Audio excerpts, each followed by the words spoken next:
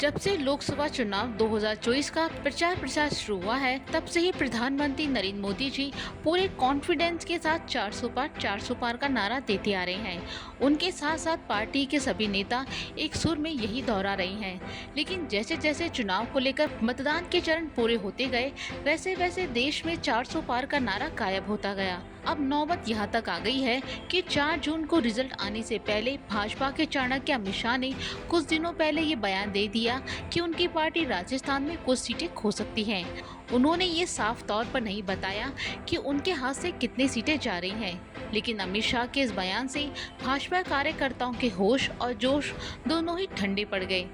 जहां पहले भाजपा राजस्थान की पूरी सीटें जीतने का दावा कर रही थी, वहां अगर पार्टी के कर्ता धर्ता ही ऐसे बयानबाजी करने लग जाएं, तो साबित हो जाता है कि पार्टी की हालत ठीक नहीं है। अब इसके पीछे कारण कई हो सकते हैं, जैसे कि प्रदेश की सत्ता ऐसे नेता के हाथ में दे दी गई जो पहली बार ही विधायक बने थे और अनुभवी नेता को साइड कर दिया गया। फिर चाहे वो 2 बार की मुख्यमंत्री रही वसुंधरा राजे हो या पार्टी के बाकी दिग्गज नेता, इन सभी को हटाकर भजन लाल शर्मा को मुख्यमंत्री बना दिया गया। उस वक्त राजे नरेंद्र मोदी जी के खिलाफ कुछ नहीं बोल सकी, क्योंकि माहौल उनके पक्ष में नहीं था। लेकिन ये इंडिकेशन है जिससे ये आभास हो गया कि भारतीय जनता पार्टी 2024 का चुनाव उस मार्जिन से नहीं जीत रही है जिस गोल्डन नंबर को भाजपा ने बोला है। उधर दूसरी तरफ आरएसएस ने भी इस चुनाव में ध्यान नहीं दिया और भाजपा से अपना किनारा सा कर लिया है। वहीं अब अमित शाह ने, जिनको भाजपा का चाणक्य माना जाता है, अगर वो ये बात मानने को तैयार है कि राजस्थान में भाजपा की कुछ सीटें कम होने वाली है, तो उसका क्या मतलब है? शायद ये मैसेज देना चाहते हैं कि मोदी जी चुनाव हार रहे हैं, या फिर वो डायरेक्ट इनडायरेक्ट ये कहना चाहते हैं कि हमने बहुत बड़ी गलती कर दी है कि भजन लाल शर्मा को प्रदेश का मुख्यमंत्री बना दिया। दूसरी तरफ राजस्थान का ये सियासत चलन है कि जब कांग्रेस हारती है तो उसे ढहाई की गणित हाथ आती है, लेकिन इस बार कांग्रेस को एक्सपेक्टेड स्कोर मिला, जबकि उस वक्त सचिन पायलट और अशोक गहलोत के बारे में सब जानते हैं कि दोनों एक दूसरे के खिलाफ थे। वहीं अगर इन विधानसभा की सीटों को लोकसभा सीटों में कन्वर्ट कर दिया जाए तो यहाँ करीब 5 से 6 सीटों का खेल हो सकता है। दरअसल जो वेस्टर्न बेल्ट है हरियाणा से लगा हुआ, उसमें कांग्रेस को अच्छी सीटें मिलने की संभावना है। वहीं इसके साथ ही भाजपा के राष्ट्रीय अध्यक्ष जेपी नड्डा ने भी ये कहकर सबको चौंका दिया कि आरएसएस की हमें जरूरत नहीं है। जब अटल जी के जमाने में भारतीय जनता पार्टी एक कमजोर पार्टी थी, तब हम आरएसएस की मदद लेते थे, लेकिन अब हम इतने ताकतवर हो गए हैं कि हमें आरएसएस की जरूरत नहीं है। यहाँ सोचने वाली बात यह है कि एक ऐसा संगठन जिसने 50-60 साल तक भाजपा पार्टी के लिए संघर्ष किया, उसे बनाया, स्थापित किया, और आज भाजपा कह रही है कि उन्हें इस संगठन की जरूरत नहीं है। वैसे राजस्थान की ही नहीं, हरियाणा का हाल भी कुछ ऐसा ही है। पिछली बार 10 में से 10 सीटें भाजपा को मिली थी और कांग्रेस सारी सीटें हार गई थी। रोहतक की सीट छोड़कर बाकी जगहों पर कांग्रेस बुरी तरह से हारी थी। लेकिन इस बार भाजपा के मनोहर लाल खट्टर साहब की हालत खराब है। उनकी छवि एक ईमानदार मुख्यमंत्री की जरूर थी, लेकिन काम न करने वाले मुख्यमंत्री की भी रही है। उन्हें हटाकर नायब सैनी को मुख्यमंत्री बना दिया गया।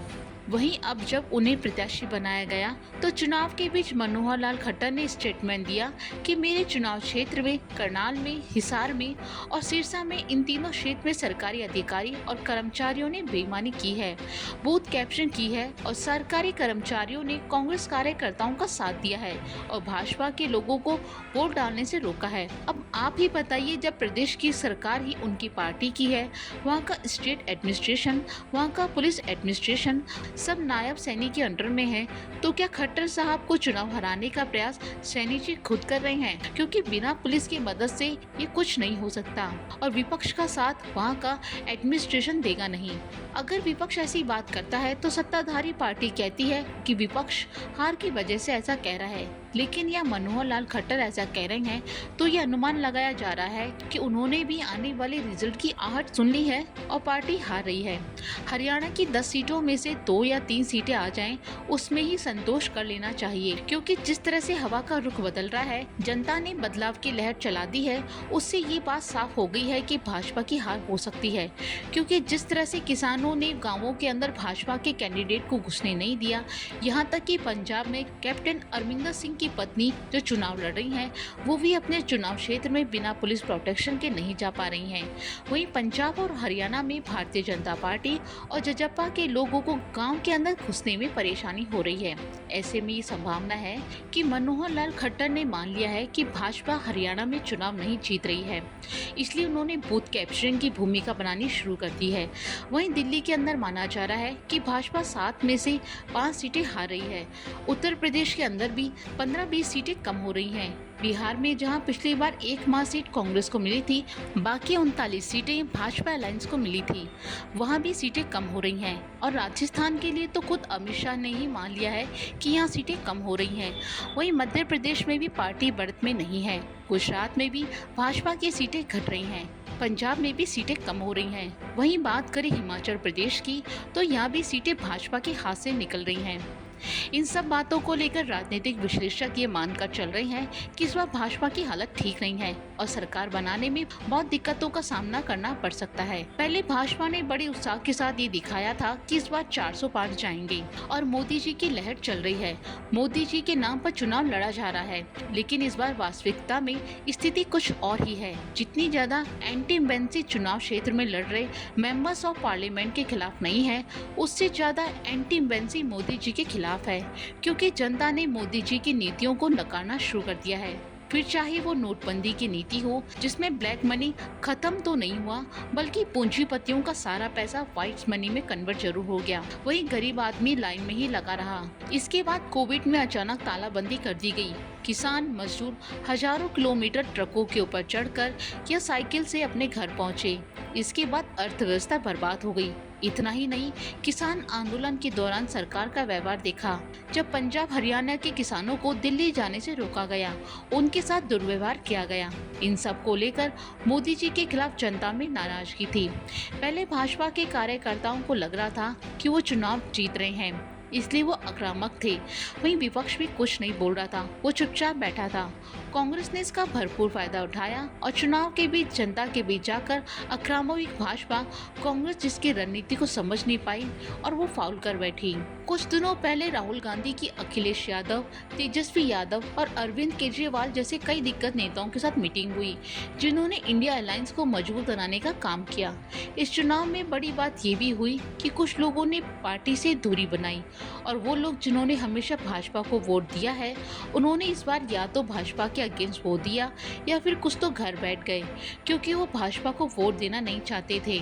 इसलिए राजस्थान में 6% तक वोटिंग प्रतिशत गिरा। भजन लाल शर्मा जो सांगानेर से विधायक हैं, उनके क्षेत्र में ही 8% का वोटिंग ड्रॉप हुआ है। इसका मतलब ये है कि वो अपने क्षेत्र के लोगों को जागृत नहीं कर पाए। इसी तरह नए नवेले मुख्यमंत्री चाहे मध्य प्रदेश के हों, गुजरात के हों या हरियाणा के हो, भाजपा ने अनुभवी लोगों को पीछे धकेलने के चक्कर में कि कहीं वो मोदी जी पर्याय न बन जाए, पार्टी ने नए लोगों को मुख्यमंत्री बना दिया और इसका नतीजा ये रहा, आज पार्टी हार के कगार पर पहुंच गई है। साथ ही मनोहर लाल खट्टर जैसे नेताओं के स्टेटमेंट से लग रहा है कि भाजपा 210 सीटों के करीब ही पहुंच पाएगी और इंडिया अलायंस को 253 सीटें मिल सकती हैं। यानी इस बार ना तो भाजपा की सरकार बनेगी ना इंडिया अलायंस की। लेकिन यहाँ भाजपा को इस बात पर गौर करना शुरू कर देना चाहिए कि 2024 के चुनाव रिजल्ट आने के बाद भाजपा की तरफ से अपोजिशन का लीडर कौन होगा।